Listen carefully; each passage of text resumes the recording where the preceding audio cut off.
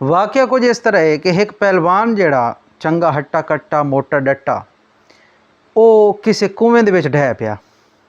जिले कुएं च डट्ठा तो बस रोमन पिटन लग पिया, फरियाद करन लग पिया, हाल हल गतन लग पिया, वह भाई मैं नहीं थू बचाओ, मैं नहीं थू कढ़ो। किसी शख्स भी उसकी गल देर तवज्जो न की, कोई उहदे नेड़े न लग्या उसनू कुएं चों कढ़न वास्ते। खैर वो अंदर हाल हल गती पिया, उतों एक बंदा लग गया, उस शख्स का उत्तों गुजर होया तो उस बजाए उस पहलवान नू बचावन दे उत्तों एक पत्थर चा के होर कुएं च उसके सिर ते मारिया।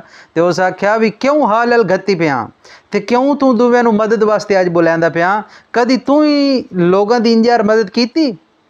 तू इतनी ज़िंदगी गुजारी, हट्टा कट्टा पहलवान आए, ताकतवर आए, सेहतमंद आए, अज ताई तू कदी किसी की मदद नहीं की, अज तक तू कदी किसी का ख्याल नहीं रखा, अज लोग तेरी मदद वास्ते क्यों आवें?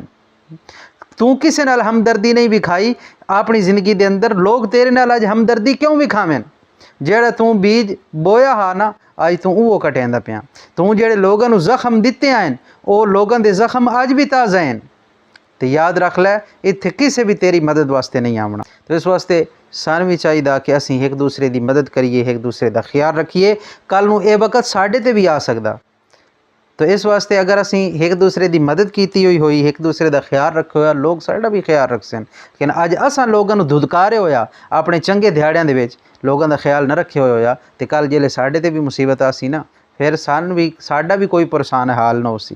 लिहाजा सन चाहिए असीं आपस के अंदर एक दूसरे का ख्याल रखिए। जिस महल्ले च रहिंदे पे हां, जिस पिंड च रहिंदे पे हां, जिस जगह ते रहिंदे पे हां, जिस गलीए च रहिंदे पे हां, असीं अपनी गलीए च रहण वालियां दा, अपने महल्ले च रहण वालियां दा, अपने पिंड च रहण वालियां दा एक दूसरे का ख्याल रखिए, ताकि कल नूं अगर साढ़े ते अल्लाह न करे वक्त आवे तो लोग जेड़े उस टाइम मुतवज्जे होवें।